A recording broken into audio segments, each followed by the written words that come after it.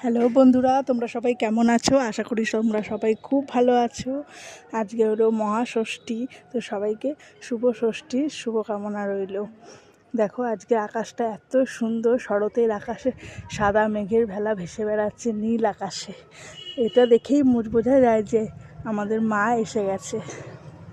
দেখো আজকে কত সুন্দর আকাশটা লাগছে। আজকে আমাদের ছাদে দেখো কত সুন্দর ফুলটা ফুটেছে, খুব সুন্দর লাগছে দেখতে। আমিও সকালবেলা স্নান টান সেরে, যেহেতু আজকে ষষ্ঠী, তো নতুন জামা পরেই আমি ছাদে চলে এসেছি।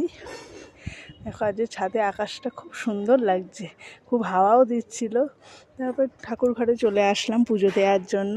যেহেতু আজকে ষষ্ঠী, সেহেতু আমাদের গোপুসোনাকে সুন্দর করে স্নান করাবো। সুন্দর করে স্নান করিয়ে আমি পুজো দিয়ে দেবো। যেহেতু আজকে ষষ্ঠী, মহাষষ্ঠী, তাই গোপুসোনাও আজকে, আমরা যেহেতু নতুন জামা কাপড় পরেছি, ওকেও নতুন জামা কাপড় পরিয়ে বসাবো। দেখো এবারে পুজোর গোপুসোনাকে এটা আমি গিফট করেছি। কেমন হয়েছে তোমরা সবাই অবশ্যই কমেন্ট করে বলবে। দেখো গোপুসোনা নতুন জামা পরে একদম সেজে গুজে রেডি হয়ে বসে আছে। নতুন জামা, নতুন মুটুক পরে বসে আছে। গোপুসোনার সঙ্গে সঙ্গে সব ঠাকুরকেও আমার পুজো দেওয়া হয়ে গেছে। সকালবেলা সব ঠাকুরকেই পুজো দিয়ে নিয়েছি। এবার গোপালের ভোগের থালাটাও আমি সাজিয়ে নিয়েছি।